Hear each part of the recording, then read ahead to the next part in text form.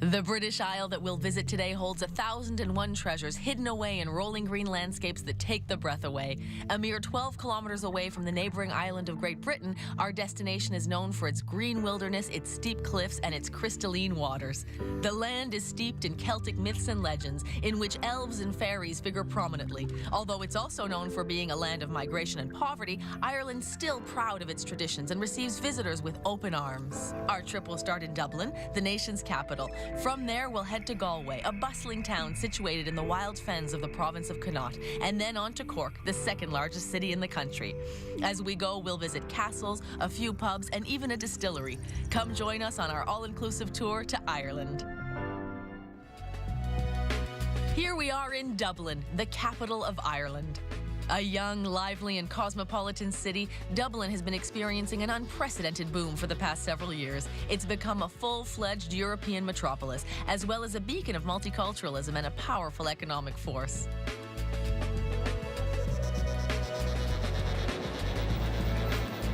Strolling through the streets, we walk past buildings that are proof of Dublin's glorious past, and we meet the city's inhabitants, who are legendary for their high spirits. And speaking of legends, here we are, welcomed to the city by a leprechaun, a symbol of Irish folklore.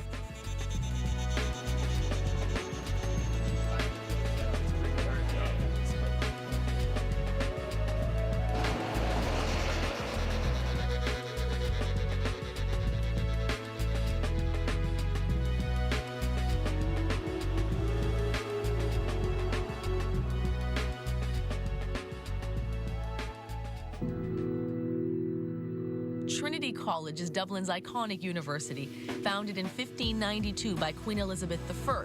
It's the oldest university in Ireland. While it was long the territory of male Protestant students, the institute started accepting Catholics in 1873.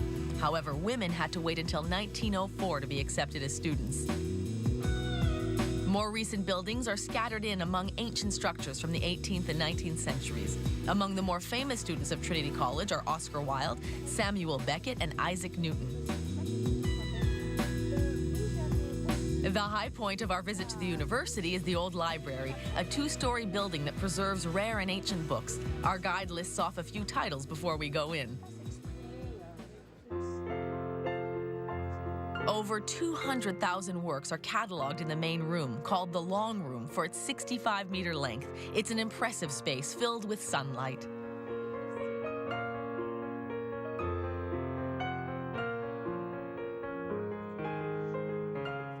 Our guide leads us to one of the last remaining original copies of the 1916 Proclamation of the Irish Republic.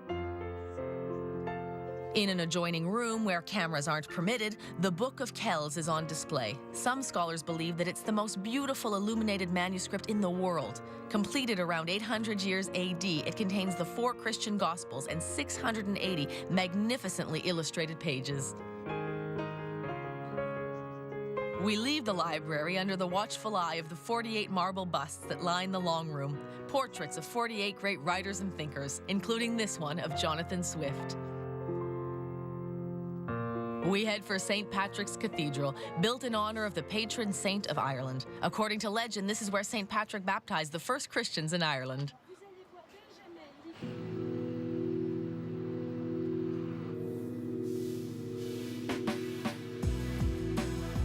Here we find a statue of Benjamin Lee Guinness, a grandson of the original brewer, who invested in the cathedral's renovation. The Gothic-style building dates back to 1220.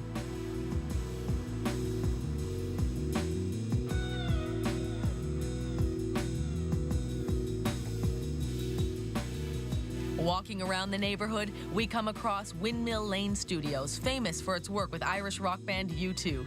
The studios have been moved, but the place is still a magnet for fans and tourists who come to leave their mark.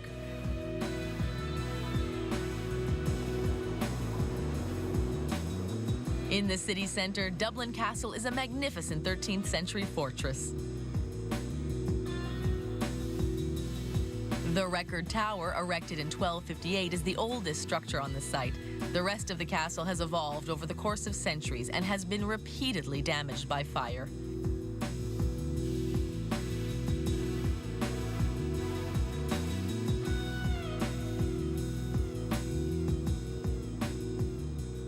The castle is a beautiful ancient landmark, but it also plays an active role in contemporary Irish politics. It's used for political ceremonies and hosting heads of state from all over Europe. During our stay in Dublin, we were at the Ibis Hotel, a modern establishment with 150 rooms. We'll leave it behind today to start our bus tour across Ireland. Under grey skies, we start our journey that will bring us to Athlone, Clonmacnoise and Ballinasloe.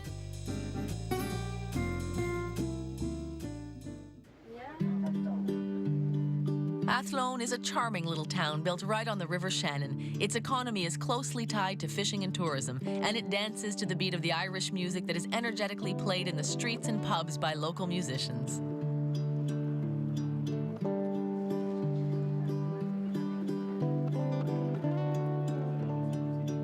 We'll stop and have lunch on the banks of the river at a restaurant called Olive Grove. It's a beautiful place to eat, and the cooks really know how to showcase their local meats and cheeses.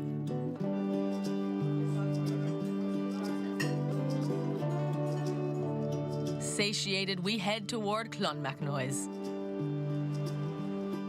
The Clonmacnoise Monastery is steeped in Irish history. On the site are the ruins of one cathedral, 8 churches, and 2 round towers. These buildings were constructed between the 10th and 12th centuries. Clonmacnoise was founded in the year 545 when a priest built a wooden church on the spot to peacefully contemplate the view of the River Shannon. Over the centuries, the buildings around the church multiplied, eventually forming a little hamlet where priests and disciples devoted themselves to learning and teaching Christian texts, the Irish language, and general knowledge of the period. Clonmacnoise was a precursor to the modern university.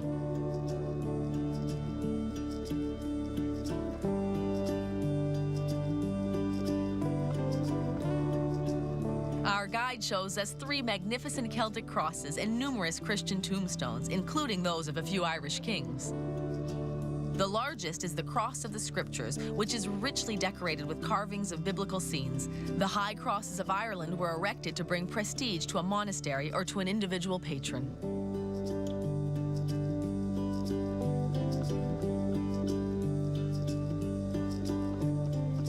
Although a visit to Clonmacnoise is usually associated with honoring the past, some choose it as a place to celebrate the future.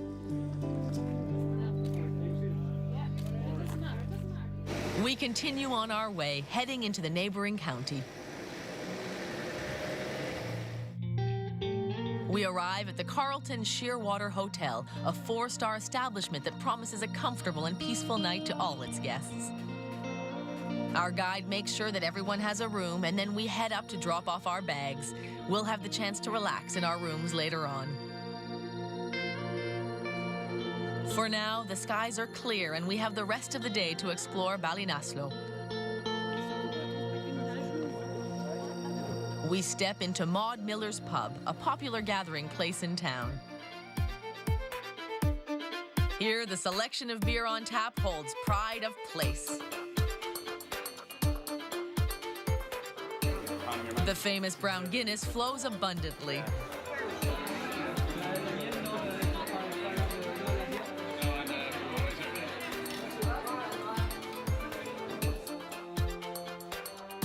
A group of local musicians sets the ambiance.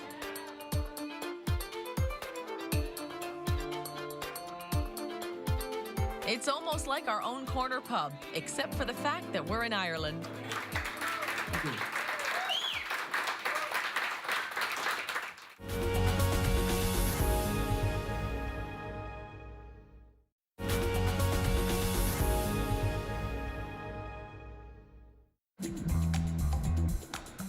And off we go for another day exploring Ireland. After a stop in Galway, we'll head in the direction of Kylemore Abbey. As we cross the country, our guide tells us about agriculture in Ireland. Livestock, especially sheep and cows, accounts for 80% of all farming income. Barley, sugar beets, and hops have replaced the more traditional buckwheat, oats, and potatoes in the fields. Here we are in Galway, the westernmost city in Ireland. While it's home to over 250,000 residents because of its informal feel and bohemian style, Galway feels like a big village. de l'autre côté, Joseph Privé. The fountain of Ayr Square represents the sails of a Galway hooker, a traditional fishing boat that is typical of the region. Built in 1984, it underlines the importance of maritime activity in the community.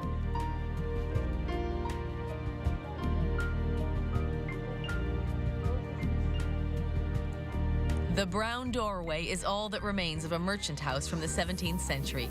It's preserved in honor of the founders of Galway, the Brown and Lynch families. The Ayr Square Centre is a perfectly ordinary shopping mall with one eye-popping difference: the medieval wall that has been incorporated into the modern structure. Our guide tells us that the wall was built in the 13th century to protect the Norman invaders from the local Irish population. After many years of neglect, the wall has been given another life, preserved within the shopping mall, with a guard tower on either side.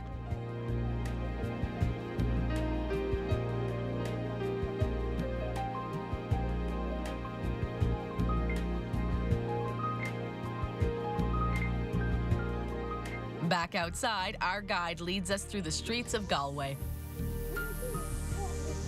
Many ancient buildings bear witness to Galway's rich past, and yet in other ways, the city is thoroughly modern.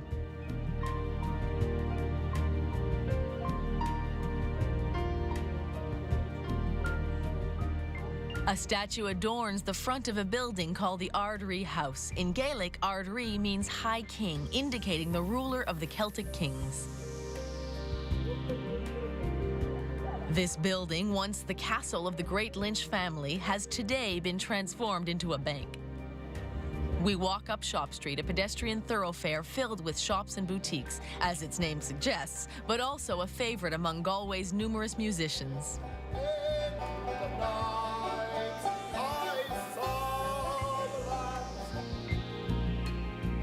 After a bit of window shopping, we're happy to take a little break.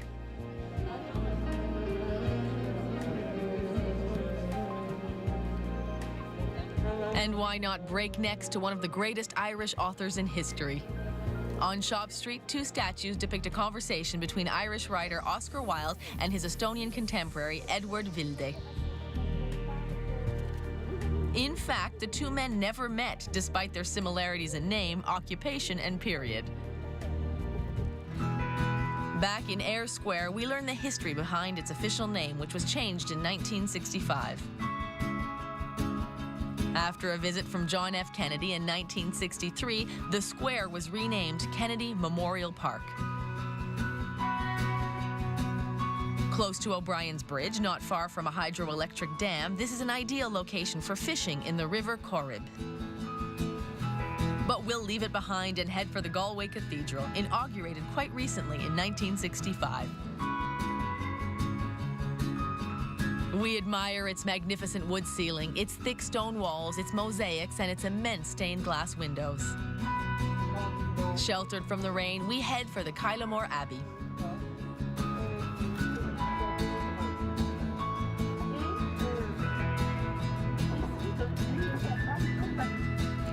It's a Victorian-style property including a manor, a tiny cathedral, and gardens stretching over 3 hectares on the banks of the Lake Pool.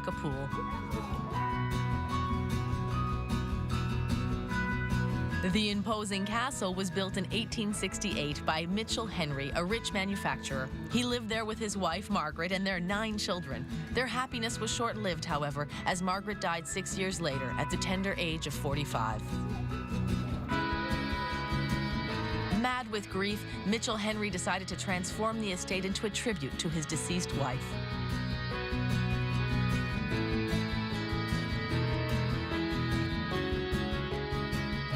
Our visit begins in the manor, where we're shown around by a specialized guide from the site.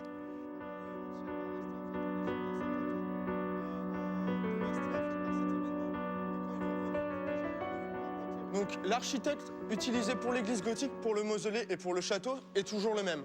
C'est James Franklin Fuller, qui est irlandais. Et vous avez ensuite un ingénieur pour le château qui est Samuel Usher Roberts.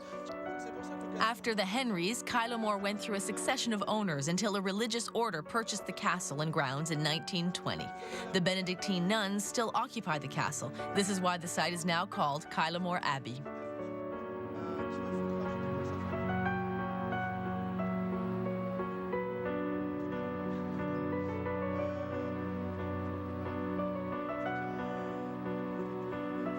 Under the steady gaze of Margaret Henry herself, we visit the manor, which has been restored in the original Victorian style. In the richly decorated reception rooms, we can easily imagine the opulent balls given to entertain the high society. 4 of the 66 rooms in the manor are open to the public. The rest are occupied by the nuns' private apartments. But the interior is exquisite, and we admire the beauty of the furnishings and carpets, as well as the tableware on display.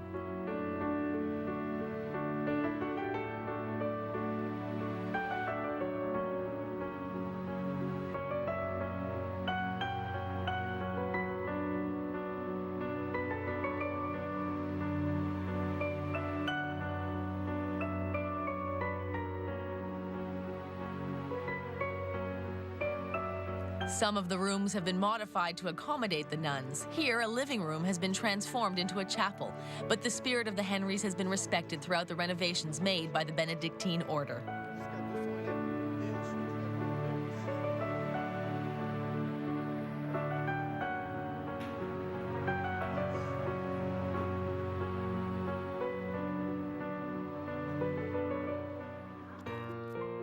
A little way behind the castle is the miniature cathedral, a true marvel of Gothic architecture.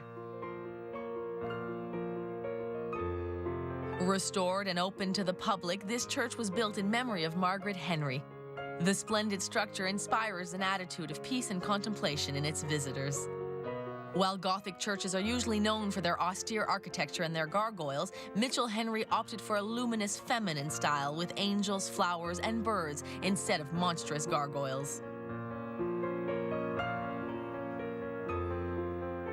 A large window illustrates the 5 feminine virtues of the deceased wife: courage, faith, charity, hope, and chastity.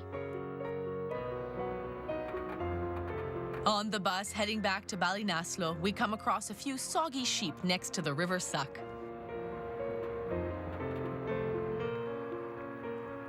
We take the time to stop on the Atlantic coast before heading back inland for a night in Ballinasloe.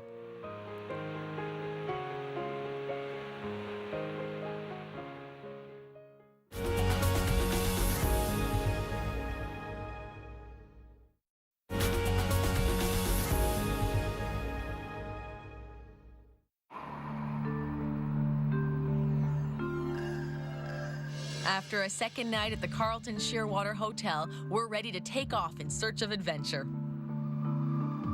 With its excellent, accommodating staff, the hotel definitely delivered on its promise to be a restful haven.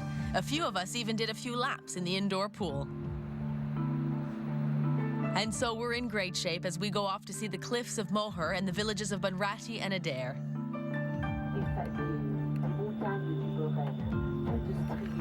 The cliffs of Moher are quite simply magnificent, some of the most beautiful in Ireland. They attract tourists from all over the world who come to gape at their stupendous beauty.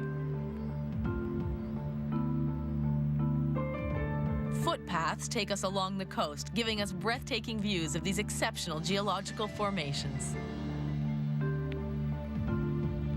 The cliffs stretch along the coast for 8 kilometers, rising to heights of 215 meters. The black rock face eloquently illustrates the sea's erosive power, falling vertically into the depths of the Atlantic. The sheer drop is dizzying. The panoramic view overlooking the ocean is truly awe-inspiring.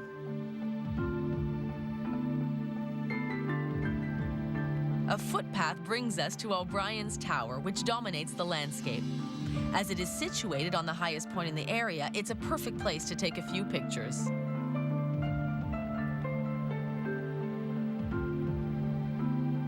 And now it's time to leave the Atlantic coast behind and head inland to County Clare. Just outside the town of Newmarket-on-Fergus stands an authentic medieval castle. Bunratty Castle transports us back to the Irish Middle Ages. Built right next to the River Shannon, it's composed of a 3-story rectangular tower surrounded by 4 crenellated turrets, each one 6 stories high. Inside, each room is sumptuously decorated with furnishings dating from the 14th century. Although the first fortress on the site was several centuries older, the one that we visit today was built by the McNamara clan in the 1400s.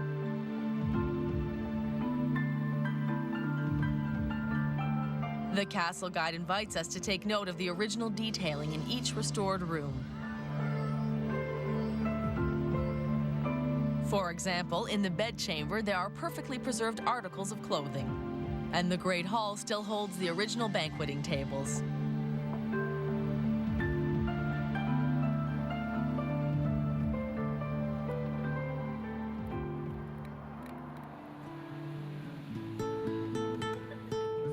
Right next door is the Bunratty Folk Park, a 19th century village that's been completely reconstructed according to the standards of the period.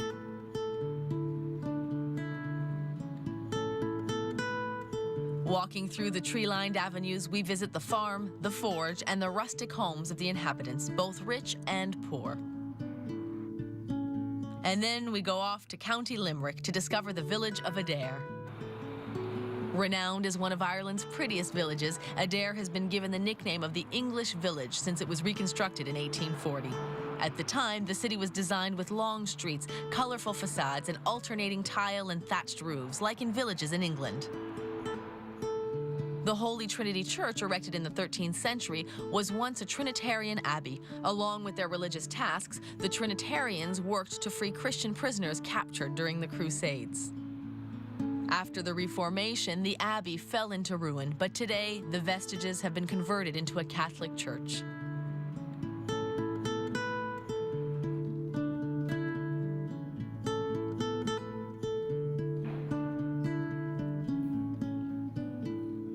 At the end of the day, we're back on the Atlantic Ocean in the village of Ballyhigh, where we'll spend the night.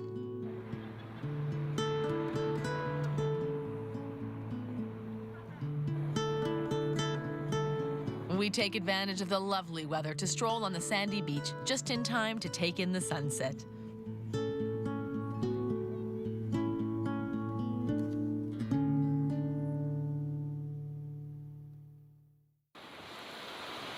When we wake, we're thrilled to see the sun shining down on another beautiful day. We get ready to leave the White Sands Hotel, an incomparably comfortable and welcoming 81-room establishment. All aboard, we're leaving Ballyhigh to explore the rest of County Kerry. More precisely, we'll follow a route called the Ring of Kerry, which is reputed to have the best views in all of Ireland. In the blink of an eye, here we are. The Ring of Kerry is a 180-kilometer coastal route situated between the highest mountains in Ireland and the Atlantic coast. As we tour around the Iveragh Peninsula, we notice all sorts of contrasts that County Kerry has to offer.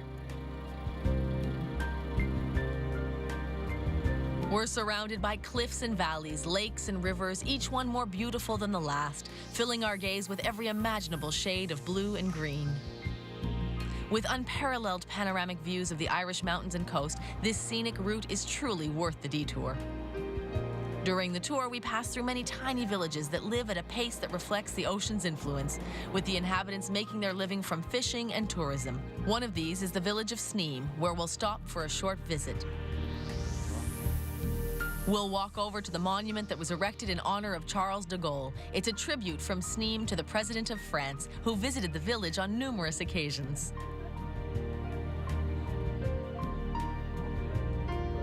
The main street in Sneem is lined with colorful shops and welcoming signs. Pubs and restaurants serving Irish food abound.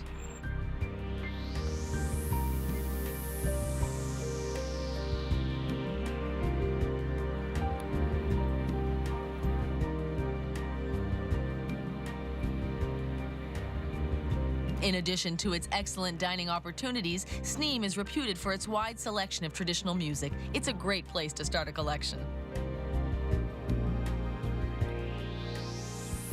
Leaving the charm of Sneem behind, our next stop will be in Ladies View. This magnificent site overlooking the lakes of Killarney is called Ladies View in reference to Queen Victoria. She was so impressed by the exceptional landscapes in the area that she ordered her carriage to stop so that her ladies could get out and admire the view with her.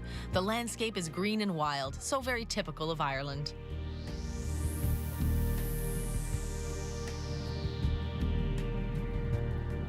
We continue our tour of the Ring of Kerry through Killarney National Park. We arrive at Muckross House, famous for its sprawling gardens. Situated on the lake of the same name, Muckross House was built in the Tudor style.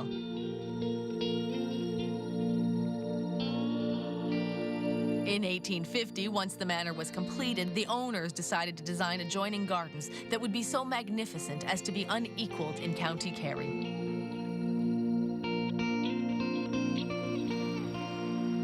As it's located in a national park, entrance is free. Locals in the area come here on nice days to walk or lounge about on the grassy lawns.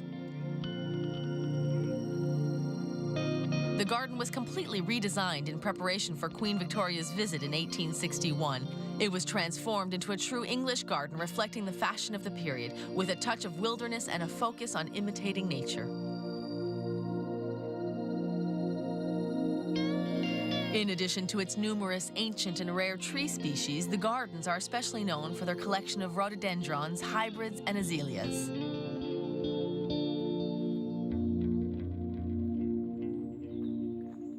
Behind the manor, a rock garden tucked under an evergreen grove is a perfect finish to our visit.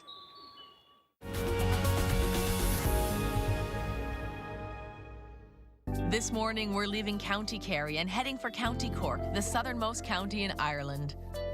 We'll visit Ardfert, Macroom, and the Blarney Castle.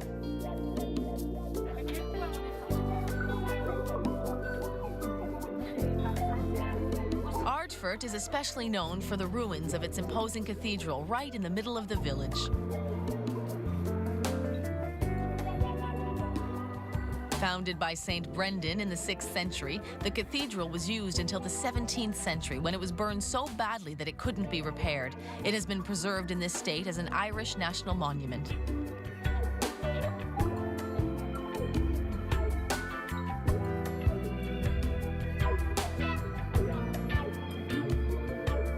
To the northwest of the cathedral are two small 15th century churches, also open to the public. The Anglo-Norman architecture of the cathedral has lasted through the ages, immortalized in stone.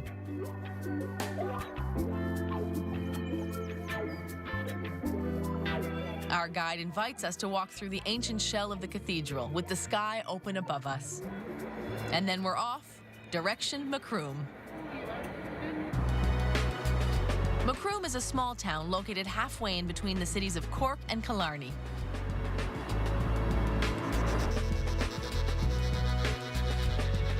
It was once a gathering place for the Druids of Ireland, but no traces are left from that long ago period. Not far from the town hall stands a monument in memory of the heavy losses Macroom suffered during the Irish famine. The disaster resulted in many deaths and mass migration. These days, this is where the farmers in the area come to sell their fresh produce. We'll stop for a snack. The River Salon flows tranquilly in the shadow of the tower of Macroom Castle. The square tower and a few walls are the only parts of the castle still standing. An old cemetery and chapel sit quietly beside it. We don't have to go far before arriving at our next destination, Blarney Castle. Almost 600 years old, it is surrounded by dense green wilderness. A 10-minute walk along the path on the banks of the River Martin brings us to the castle.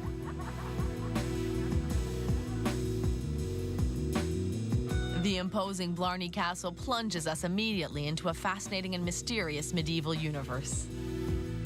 The rooms and hallways are a true labyrinth, and the darkness of the interior transports visitors to another era. 100 winding stairs lead us to the ramparts at the top of the castle, from which we can see the surrounding woodland. Exploring the ruins, we can see the extent to which nature has reclaimed the ancient fortress and the surrounding guard towers.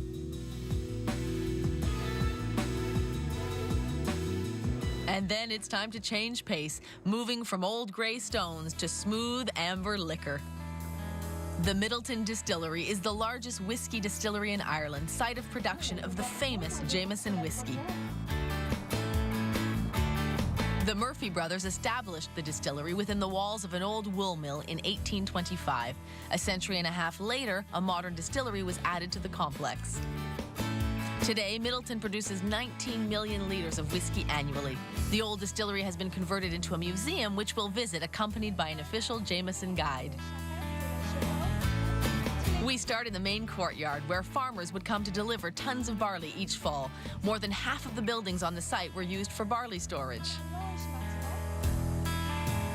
We pass the massive iron water wheel as we head inside to look at the machine room. These are copper stills used in the distillation process. What makes Irish whiskey different is that it's distilled 3 times, producing a particularly pure alcohol that must then mature for at least 3 years in oak casks before it can be called whiskey.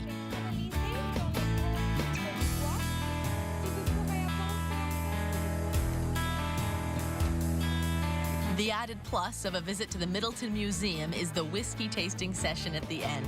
This is our chance to put our newfound whiskey knowledge to the test.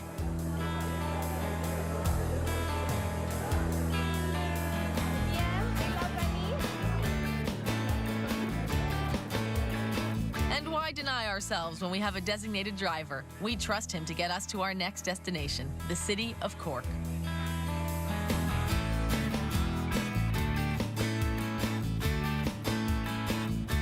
Cork is the second largest city in Ireland, located in the county of the same name.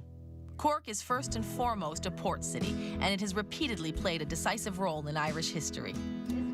It was from Cobb, the southern port of Cork, that thousands of Irish people fled the country during the Great Famine in the 1800s. Many of our Irish ancestors departed from here for America. And then, in 1912, a luxury cruise ship made a last stop in Cobb before crossing the Atlantic. This was the last port of call for the fateful maiden voyage of the Titanic.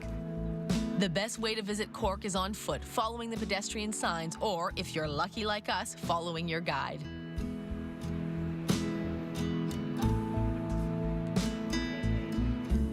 The picturesque, narrow pedestrian streets are lined with cozy-looking brick and stone buildings.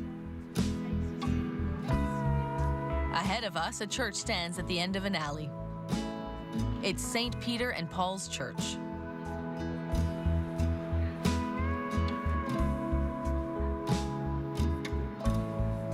We continue on our way towards St. Patrick's Street, an essential stop on any trip to Cork. St. Patrick's is a shopping street where we can nose through both international brand boutiques and small local shops.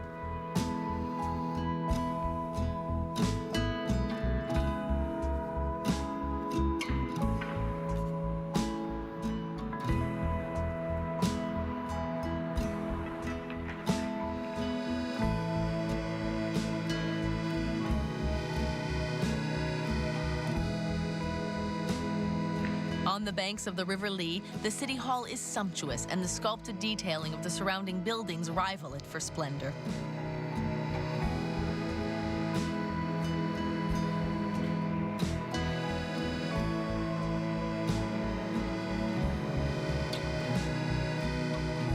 We'll put our bags down right next to the River Lee. This is where our hotel, the Jury's Inn, is located. In this 3-star hotel, the comfort of the guests is all that counts, and we have some serious relaxing to do because another busy day awaits us tomorrow.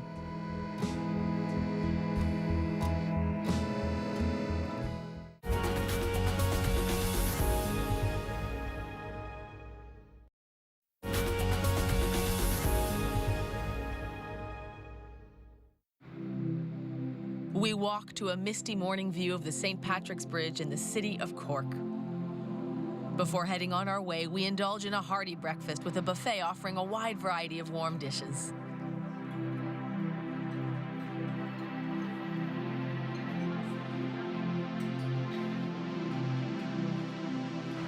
Excited to continue on with our tour, we wait for our driver in a light drizzle.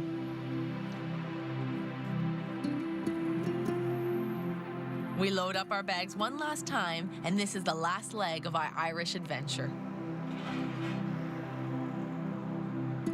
En route towards Dublin, we drive through the counties of Tipperary and Kilkenny. Our first stop is a 1-hour drive away, but it's well worth the trip. Looming atop an imposing rock formation, this is an ideal place to look out over the surrounding region and protect ourselves from any coming invaders. The Rock of Cashel is a group of medieval buildings that overlook the area. The first fortress was built on this site in the 4th century. This construction, called the Castle of Kings, is thought to have been the residence of the region's kings and then later of the High Kings of Ireland. Our guide brings us to St. Patrick's Cross. The great stone slab dates back to the 12th century and is said to heal toothaches. We continue on toward the cathedral, the largest remaining structure of the Rock of Cashel. Erected in the 13th century, the cathedral was built in the shape of a cross.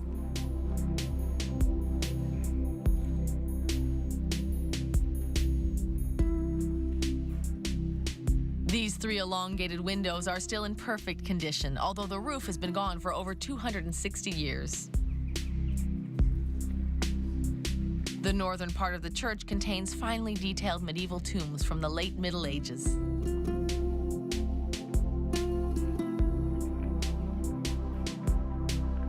The daylight hits the stone at different angles, giving us some excellent photo opportunities.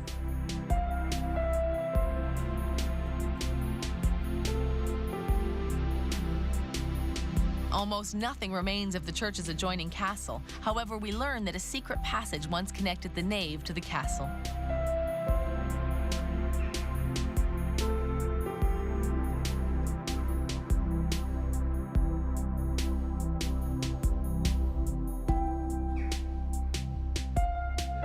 The most important building on the Rock of Cashel, both historically and architecturally, is Cormac's Chapel, built in 1134. Its interior decoration is very sophisticated compared to the other Irish Roman Catholic churches of the period.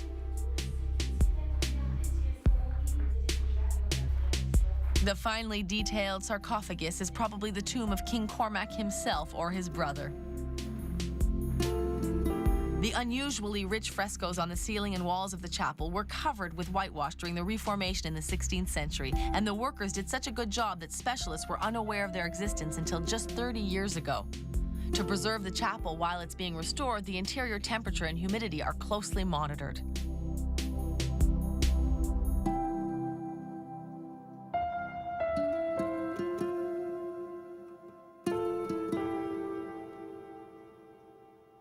The last site of our visit to the Rock of Cashel is the Hall of the Vicar's Choral, built in the 15th century.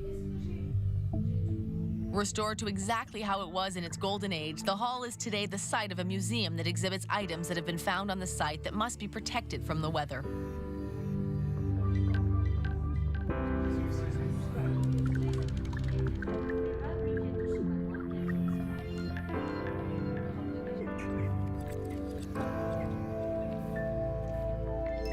Even the cemetery is worth a walk through.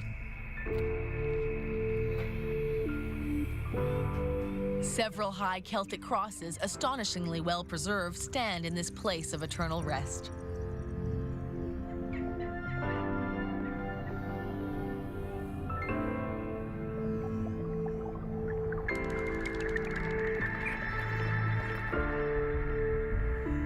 Our heads full of medieval history, we continue on our way under the blue sky.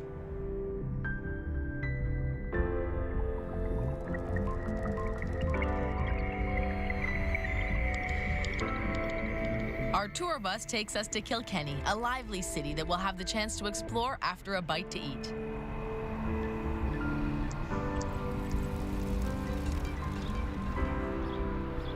The dining room of Langton's Hotel teems with activity at lunchtime. Here, Irish comfort food holds the place of honor, including the appetizing baked potatoes with cheddar and bacon.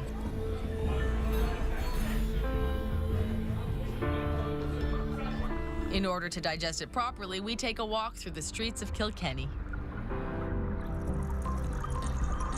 The castle can wait. For now, we're in the mood to browse through the small streets of the city centre. Narrow and winding, paved with picturesque ancient stones, the streets of Kilkenny proudly display their history.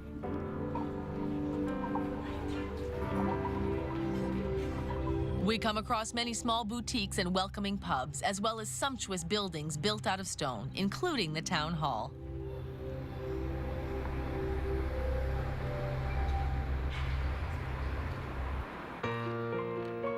Crossing the River Nore that flows through Kilkenny, we reach St. Canice's Cathedral. Built in the 13th century, its original Gothic style has stood the test of time. St. Canice's is still used as a church.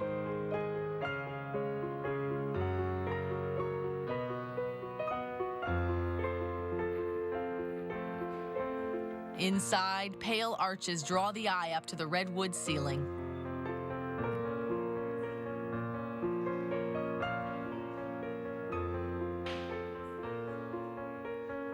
Magnificent stained glass windows illustrate scenes from the life of Christ.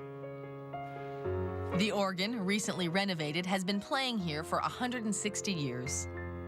The southern transept contains several sculptures in memory of members of the Butler family who have lived in Kilkenny Castle since the 13th century. But it is another church that is truly the pride of the city. The Black Abbey belongs to the Dominican order. With its spectacular stained glass windows, it doesn't seem to suit its nickname of the Black Abbey. The name actually comes from the dark habits worn by the priests to give the Mass.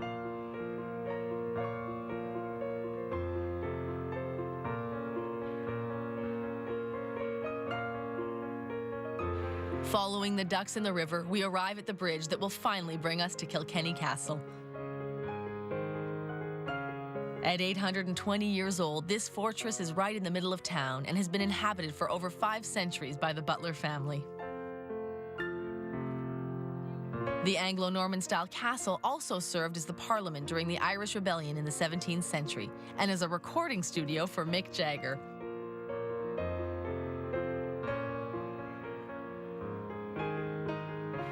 As we head back to the city center, we know that our tour is coming to an end. And so we choose to celebrate it Irish style, in a pub. With one last smooth pint of beer in hand, we are won over by the rhythm of the traditional Irish songs played by a local group of musicians.